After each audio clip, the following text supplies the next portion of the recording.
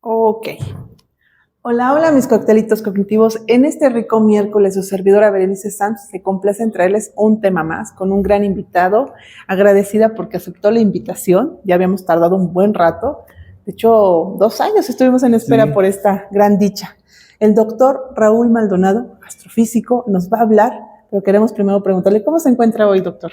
Muy bien, me encuentro muy emocionado y agradezco mucho la invitación. La verdad que estoy muy contento de estar aquí. Gracias, ¿no? Y nosotros más agradecidos. Pero antes de pasar al tema, doctor, quisiera hablar de su semblanza, ¿sale? Claro, muy bien. Vamos a hablar precisamente de qué es lo que lo apasiona, qué es lo que le gusta y precisamente cómo es que escoge todo esto, ¿no? Dice él que desde siempre se ha fascinado por el universo. Estudió física en la UAP, aquí en nuestra queridísima ciudad de Puebla. Aprendió cómo funciona el cosmos y empezó a escribir su primer trabajo sobre las galaxias, que tienen los núcleos muy activos como si tuvieran un motor encendido en el centro. Después dice que hizo una maestría en astrofísica en el Instituto de Astrofísica, Óptica y Electrónica, INAO, también en Puebla, donde se enfocó en estudiar el polvo que gira alrededor de las estrellas parecidas como nuestro Sol, y en cómo ese polvo cambia cuando hay otros planetas cerca. Más adelante hizo doctorado en astrofísica entre el INAO y la Universidad Autónoma de Madrid, en España. En esta etapa investigó qué pasa con los planetas cuando su estrella se convierte en una enana blanca, que es la etapa final de la vida de muchas estrellas, incluyendo nuestro queridísimo Sol. Ahora es investigador postdoctoral del Instituto de Radioastronomía y Astrofísica de la UNAM, en el campus de Morelia. Y por eso nada más y más que más, pues se merece un gran reconocimiento por su gran esfuerzo e investigación. Muchísimas gracias. No, al contrario, gracias a usted, doctor, por aceptar, y vamos a empezar a entrar al tema, pero antes de, que no quiero brincar algo importante, ¿por qué esta área? ¿Qué le apasiona de los astros? Pues mira, a mí desde pequeño siempre me fascinó ver libros con ilustraciones, ¿no? De planetas, estrellas, y entonces, pues, eso estuvo muy presente, y cuando se dio la oportunidad de que se me diera la información de que existía el Instituto de Astrofísica, Óptica y Electrónica INAO aquí en Puebla, entonces fue como, pues decidí estudiar esta carrera, pero primero necesitaba saber, pues, los conceptos base, ¿no? Entonces, allí me dijeron que estudiar física, la carrera de física, sería fundamental. Ok, interesante. ¿Quién te dio tu primer libro? ¿Quién le da su primer libro para que se empiece a enamorar de todo esto? Sí, mi mamá me dio mi primer libro. De hecho, es un libro de un tomo de un ciclo de enciclopedias, de esas que vendían así de que diferentes temas. Sí, ¿no? Y uno de ellos era los planetas. De hecho, recuerdo muy bien que la carátula dice publicado en 1976 o algo así, y escrito por Carl Sagan. Así es. Interesante. Sí. Wow. Entonces eso le motiva. Y va creciendo y dice, yo quiero saber de los planetas. Quiero saber más. Sí, efectivamente. Y entonces, cuando me entero a través de un colega de mi mamá que existe el instituto, y entonces ella me lleva para pues pedir información, y ahí es donde nos dicen, ¿no? Que es una maestría, es un doctorado, pero antes necesitaba estudiar una carrera de ciencias. Entonces, física era como la mejor opción. Oh, wow, interesante. Y se empieza a apasionar por este mundo. Claro, sí. Hasta llevarlo a estas investigaciones que acabo de mencionar. Sí. Y claro, más allá, ¿no?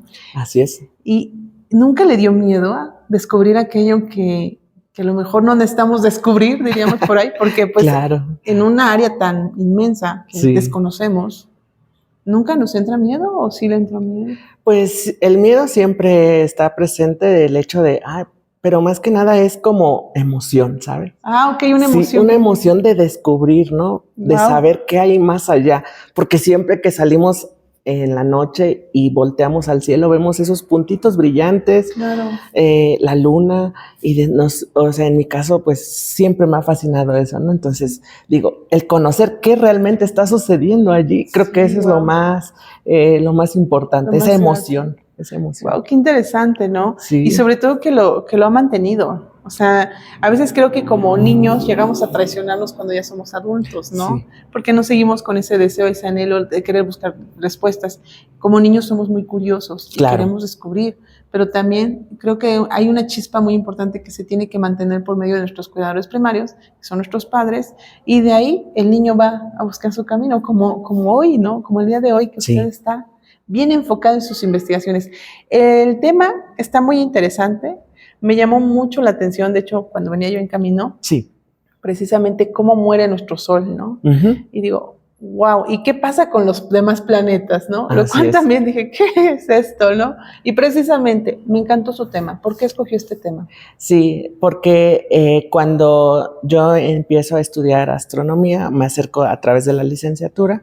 Primero conocí el mundo de las galaxias y todo ese tema también que es fascinante, muy extenso, pero siempre a mí me llamó la atención los planetas, siempre, siempre.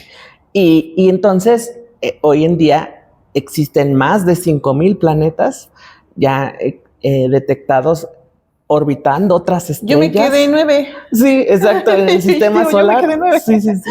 Entonces, pues claramente el auge, una gran parte del auge ahorita en la ciencia, en astrofísica, es el estudiar estos planetas, ¿no? 5,000 planetas. Más, incluso más, sí. Wow. Así es. Entonces, pues hay de todo tipo, ¿no? Hay planetas que se parecen mucho a Júpiter, planetas que se parecen a Neptuno, pero también ya se están encontrando planetas como la Tierra. ¡Wow! ¡Qué boom! Sí, entonces, ahora la pregunta es, ¿esos planetas que se parecen a la Tierra también podrían albergar vida? Creo que es una pregunta fundamental.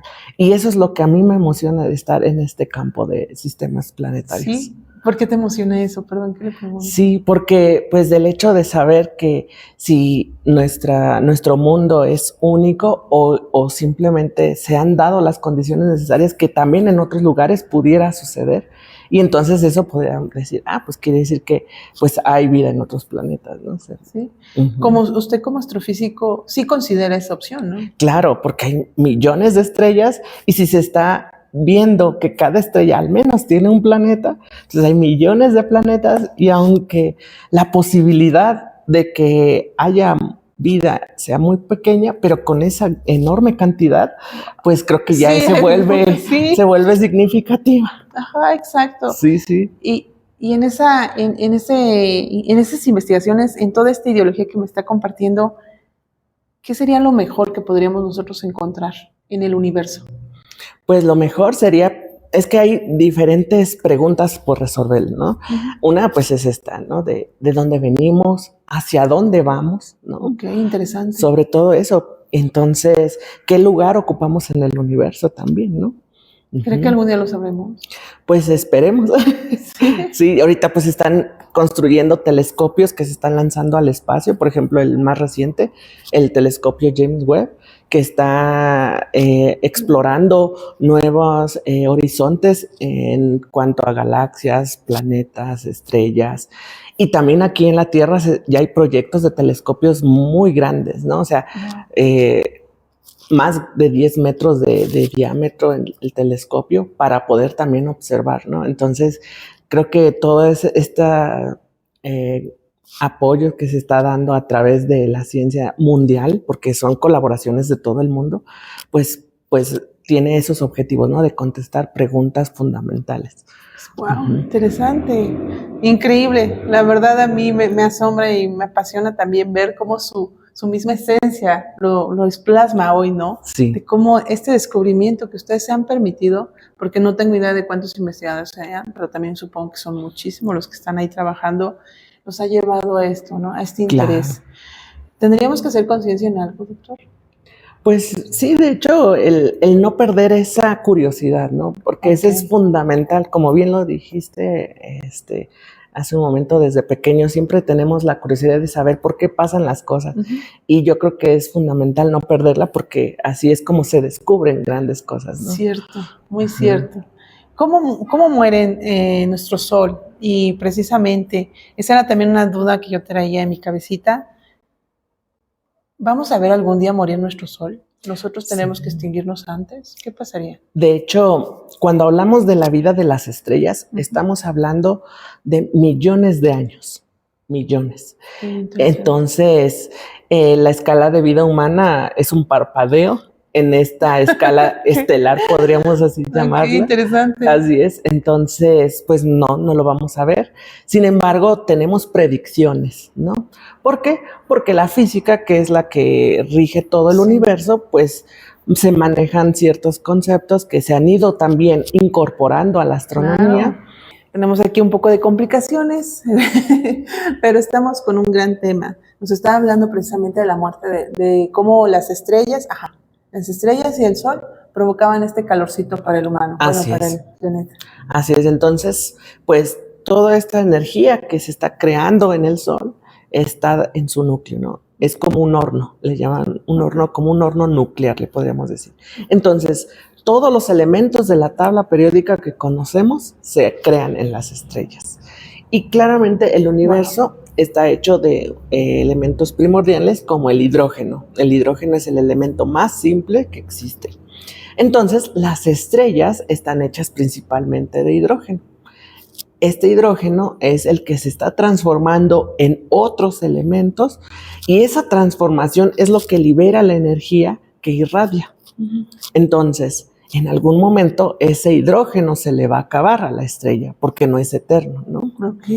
Y cuando eso suceda es cuando la estrella va a empezar a transformarse para tratar para cambiar más elementos que se están generando.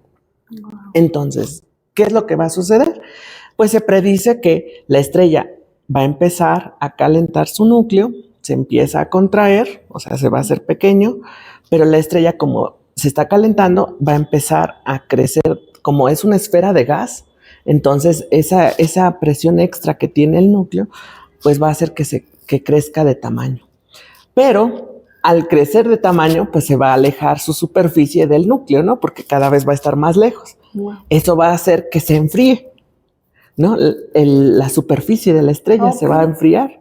Y entonces el color de la estrella va a cambiar. Se va a hacer una estrella color rojo. Entonces a esta etapa le conocemos como una gigante roja porque ha crecido muy, muy grande, pero se ha vuelto color rojo.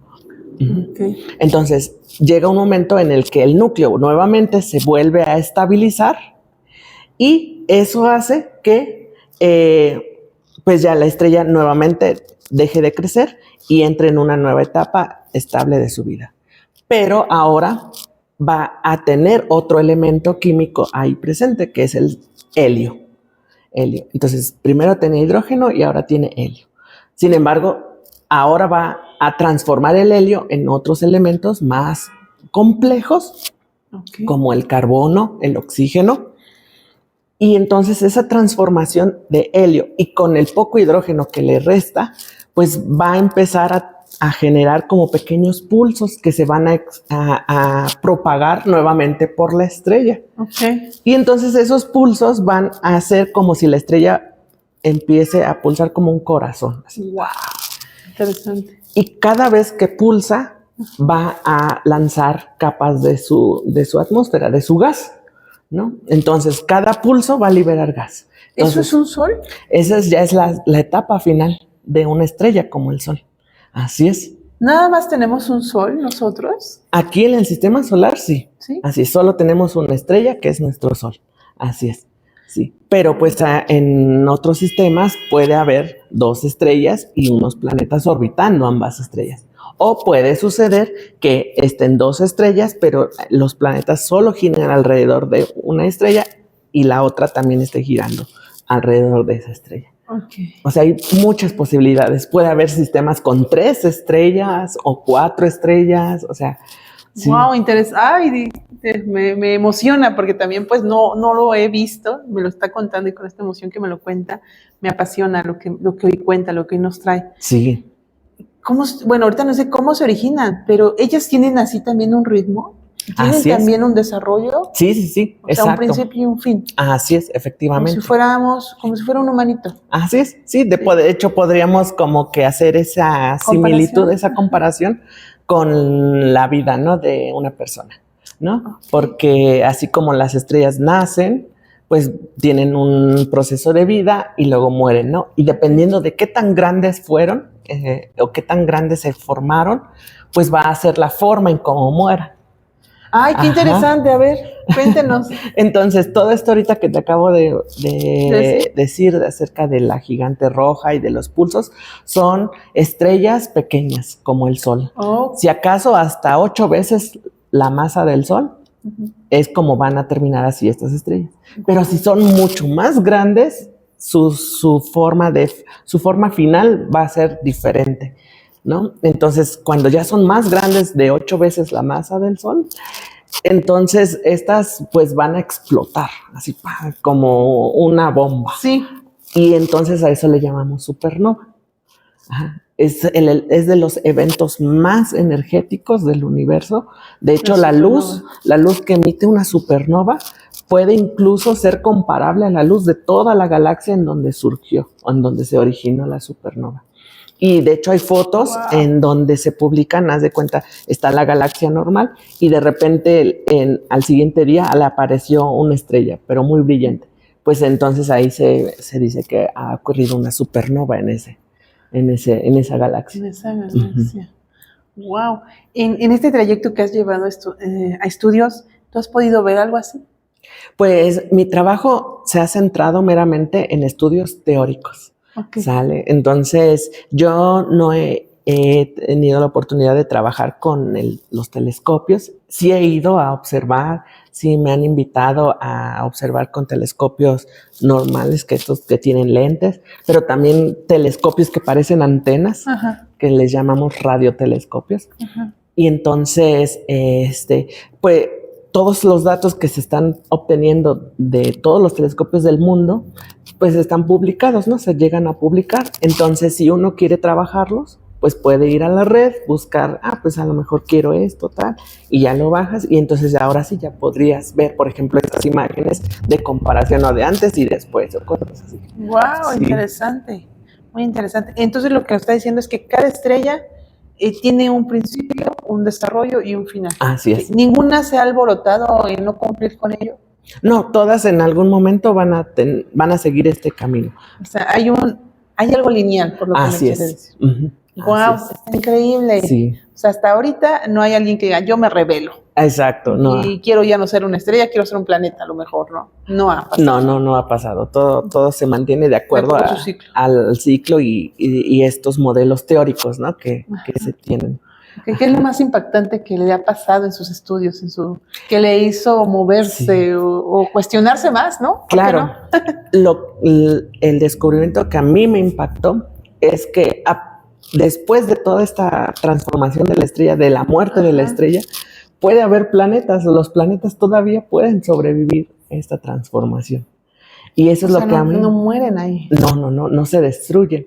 Pueden, y de hecho, pues ya, como te comentaba, una vez que la estrella terminó de pulsar, por cada pulso libera sus capas de gas y entonces llega un momento en que la estrella se rompe porque ya la presión de la luz que tiene de su núcleo, que está generando mucha energía, pues rompe el equilibrio que tiene. Entonces las capas de gas salen expulsadas así a grandes velocidades y a esta etapa se le conoce como nebulosa planetaria, porque ya meramente es el núcleo que está irradiando toda su luz y las capas en expansión. Entonces hay fotos bien bonitas de nebulosas planetarias porque hay de formas, o sea, de todo. Okay. Hay que son así como muy esféricas, sí, claro, pero también hay otras que tienen como formas de relojes de arena. Wow. De hecho, hasta hay una que le llaman el ojo de gato, porque se ve así como si fuera un ojo de un gatito, así como rayita, como así. Ajá. Wow, interesante. Sí. Muy, muy interesante. Ay, no, de verdad es precioso su tema. Y entonces ese pequeño núcleo que queda ya sin nada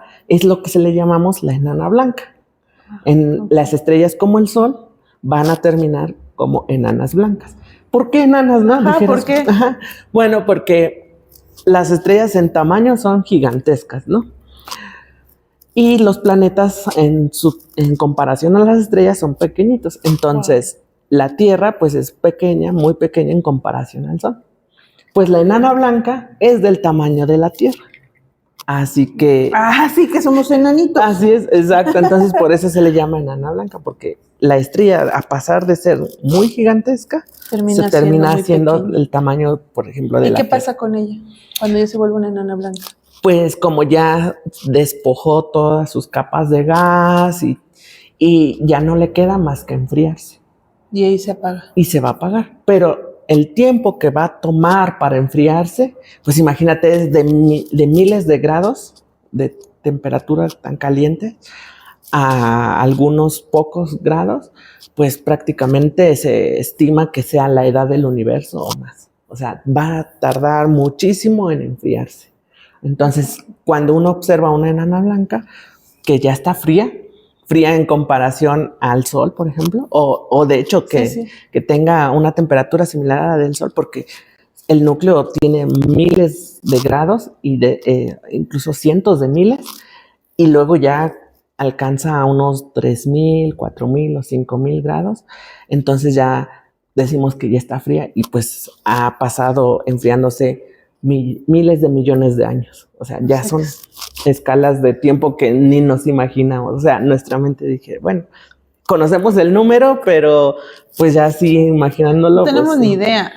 La otra vez escuchando una información, precisamente hablaban que habían instrumentos que habían encontrado algunos investigadores donde hay piezas tan bien ensambladas con arquitectura y con modernismo en esas piezas que se dicen que tienen más de no sé cuántos millones de años. Ellos decían una cantidad, dice que hasta dudan de esa cantidad, creen que es más allá. Quiere decir que el humano ya existía desde antes de lo que nosotros conocemos. O hay una especie, o hubo especies que evolucionaron tan similitud al humano, ¿no? Sí. Entonces, eso es lo que me llama ahorita la atención, porque quiere decir que este planeta tiene muchísimo tiempo. O sea, ahorita somos sus pasajeros, sus invitados, ¿no? Sí. Pero realmente va a habitar en algún momento otra especie a lo mejor. Claro, efectivamente. O sea, se estima que la edad de la Tierra es la edad del Sol, ¿no? Porque se formaron juntos. Y el Sol tiene una vida estimada de 4,500 millones de años. 4,500 millones. Wow. Entonces, si los dinosaurios estuvieron aquí en la Tierra hace 65 millones de años aproximadamente, entonces hace 60 millones de años había seres completamente diferentes a los que hay ahora, ¿no? Entonces quiere decir que los dinosaurios o todo, ¿no? Entonces quiere decir que dentro de 60 millones de años, pues posiblemente haya otra especie diferente a los seres humanos. Nosotros, ¿no? Sí, claro, y también se va a cuestionar, ¿no? ¿Cuánto tiempo llevamos? Exacto. ¿Qué especie habitaba antes, no? Sí, Ay, qué interesante su tema, la verdad. Sí. Y entonces, pues, los planetas, uno pensaría, pues la estrella muere, los planetas mueren con la estrella, ¿no? Ajá. Eso es como que la intuición nos dice eso, ¿no? Sí, ¿quién nos va a procrear? Digo, ¿quién nos va a dar ese calorcito? Entonces, pues ya se descubre que hay planetas que logran sobrevivir todas las etapas de transformación de la estrella, desde que ahorita como el Sol, a la enana blanca. Y estos planetas, pues, están allí ya. Se empezaron a descubrir varios, de hecho. ¿Y no extinguen esos planetas? ¿Lo que dice usted, no extinguen? No, o sea, prácticamente... Porque ya no tienen un solecito. Pero la estrella, la enana blanca, pues aunque es tan pequeña, pero sí irradia un poco de luz. Claramente esos planetas van a estar congelados, ¿no? Pero los que se han encontrado también van en contra de la intuición porque están muy cerquita de la enana blanca. Muy cerquita, te estoy diciendo que su órbita, lo que le tarda el tiempo en dar la vuelta a la estrella es de días. O sea, 1, 2, 3 días, ¿no? O sea, súper cerca. La Tierra le tarda al Sol darle la vuelta 365 días, ¿no? Pero porque estamos súper lejos del Sol, ¿no? 150 millones de kilómetros. ¡Wow! Interesante. Y estos están súper cerquita. Y uno dijera, pero pues la estrella cuando creció se los debió comer, ¿no? Porque se volvió gigante antes de volverse enana blanca, ¿no? Entonces quiere decir que hubo algo que, pues a lo mejor este planeta que ahorita se detectó ahí cerquita de la enana blanca, pues no estaba allí desde un inicio, sino estaba lejos, la estrella evolucionó, se transformó, Wow. murió, ¿La jaló? y entonces ese planeta de alguna forma sobrevivió y llegó hasta allí. Fue arrastrado. Fue arrastrado a donde se está observando ahora. Wow. Y de hecho, de eso trató mi tema de doctorado. O sea, estuve investigando qué pudo suceder para que haya planetas muy cerca de estas enanas blancas. Wow, entonces eso pudo haber sido como una fuerza magnética. No. Entonces, no. ¿qué pudo haber sido? La gravedad es la que mueve todas el movimiento de los planetas, las estrellas, las galaxias. Entonces, lo que se predice es que todo esto es numérico, ¿no? Porque, te digo, las escalas de tiempo son millones de años que no vamos a llegar a ver, ¿no? Pero los modelos predicen que cuando la estrella evolucionó, tenía su sistema planetario, así como nuestro Sol con los planetas del sistema solar. Entonces, la estrella se vuelve gigante, se comen los que están cerquita, pero los que están lejos, pues quedan allí, ¿no? Sobreviviendo. Cuando la estrella se vuelve enana blanca, ahora estos planetas se van más lejos, pero empiezan a interaccionar gravitacionalmente entre ellos. Entonces, esas interacciones, esos movimientos extra, pueden producir que algunos de ellos sean lanzados hacia la estrella.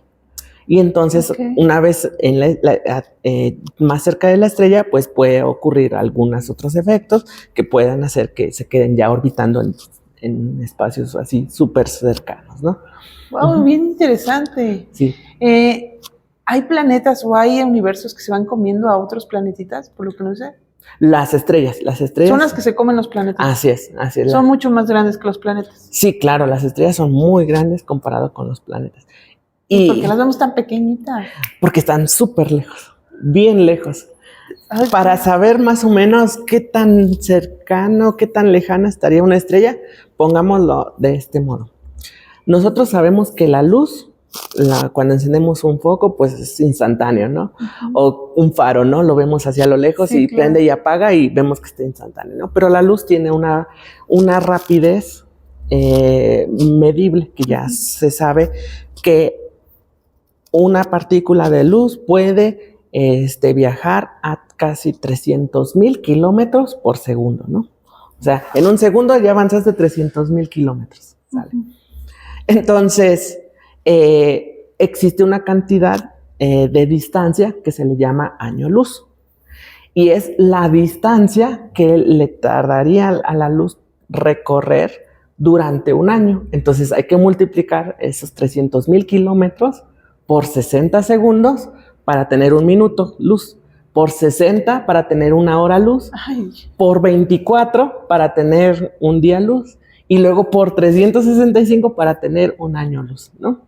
Entonces es una cantidad gigantesca que ya sale de nuestro entendimiento, ¿no? O sea, es un número muy grande, pero en astronomía es muy usado. Entonces, la estrella más cercana a nuestro Sol, que se llama Próxima Centauri, está a 4.3 años luz de distancia. O sea, quiere decir que le tarda, la luz que sale de Próxima Centauri, le tarda 4 años en llegar a nosotros. Entonces, estamos viendo, siempre que vemos hacia el cielo, estamos viendo el pasado. Siempre. Ay, no me digas eso. Sí, porque las distancias son enormes. Y la única forma que nos llegue información de algo tan lejos, pues es la luz.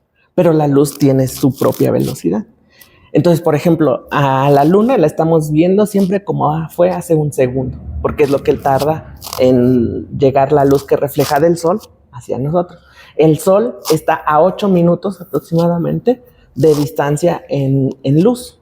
Entonces, quiere decir que estamos viendo al sol como fue hace 8 minutos. Si de repente algo sucediera al sol, no nos enteraríamos hasta 8 minutos después, porque es la velocidad con la que viaja la información.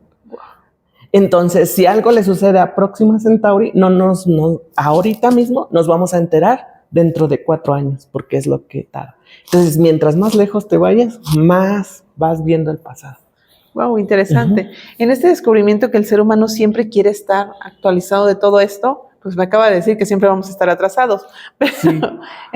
Nuevamente, ¿no? En este descubrimiento, ¿el ser humano ha quedado corto con la ciencia ficción entonces a la realidad?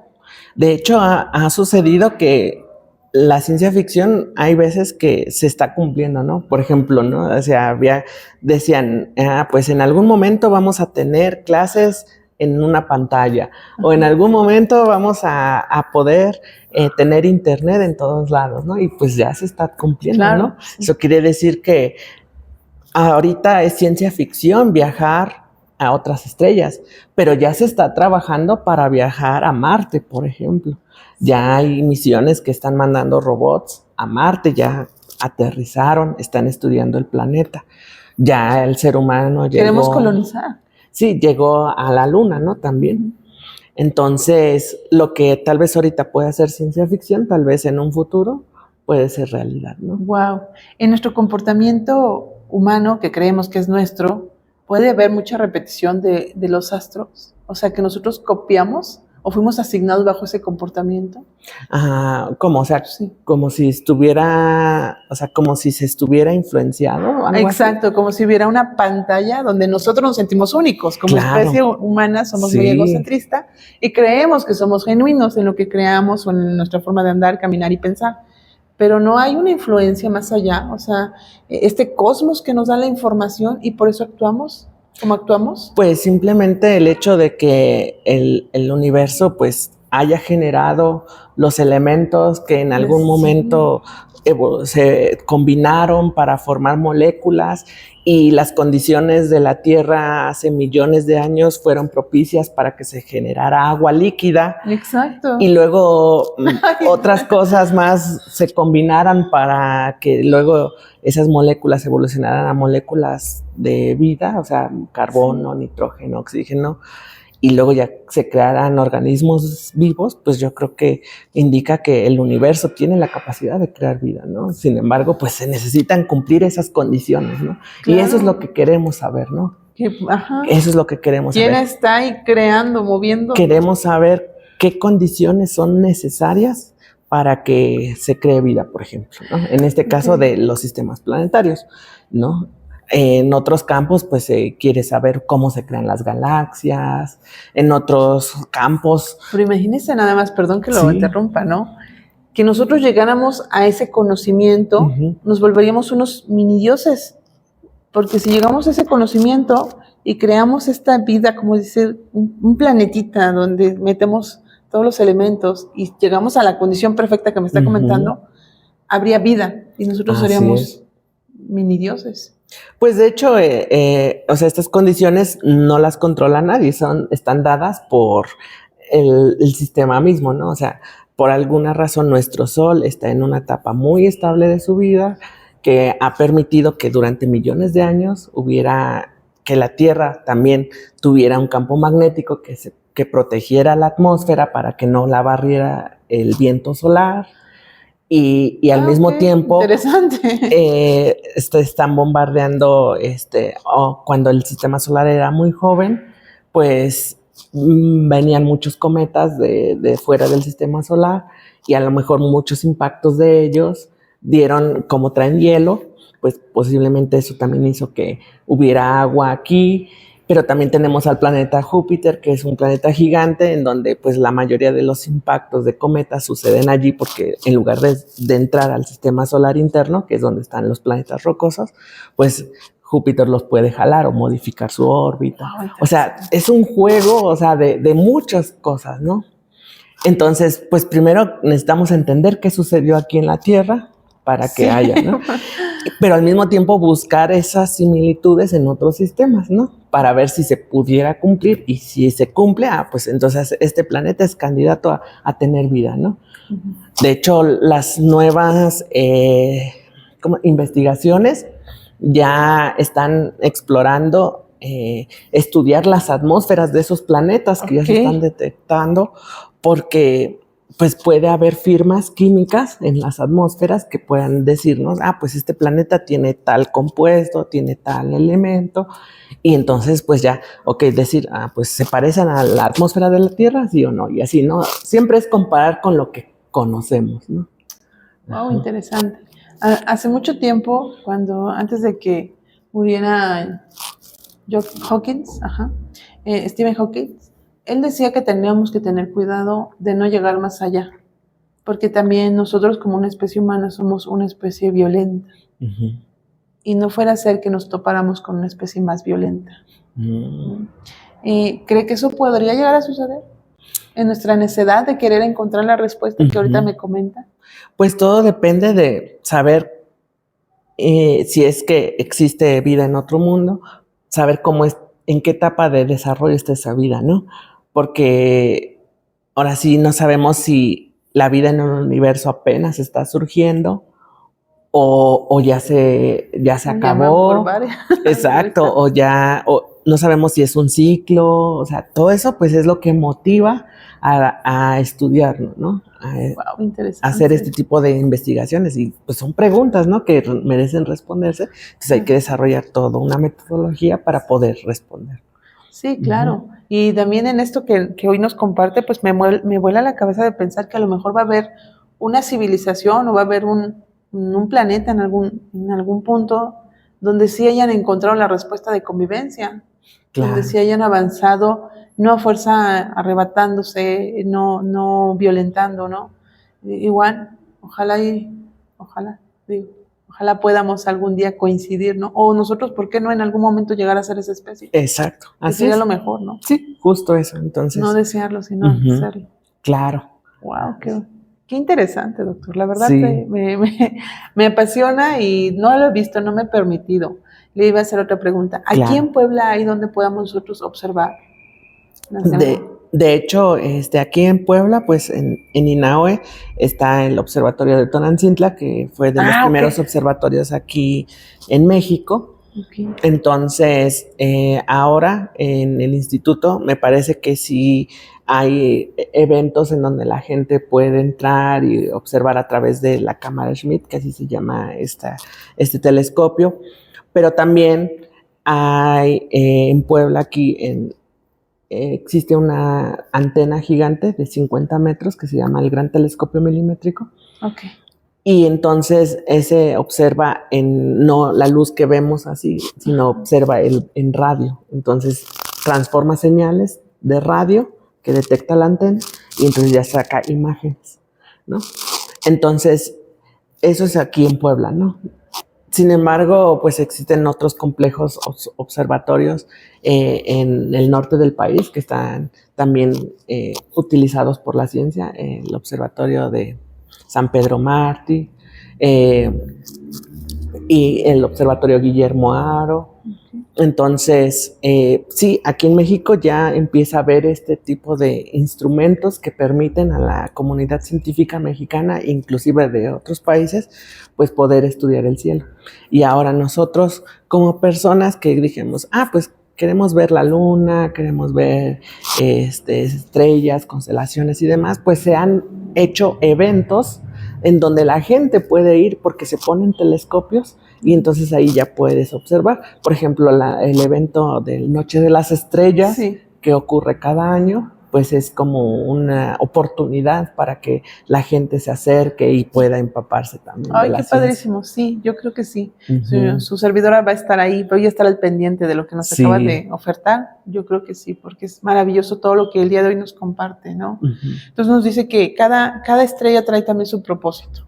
Así. Más que nada su ciclo. Su ciclo. Uh-huh. Nosotros, metafóricamente hablando como humanos, ¿qué podríamos esperar de una estrella? ¿O qué espera el universo de nosotros? Pues es una pregunta que vale la pena responder. Ahorita todavía no se sabe, ¿no? No sabemos, ¿no?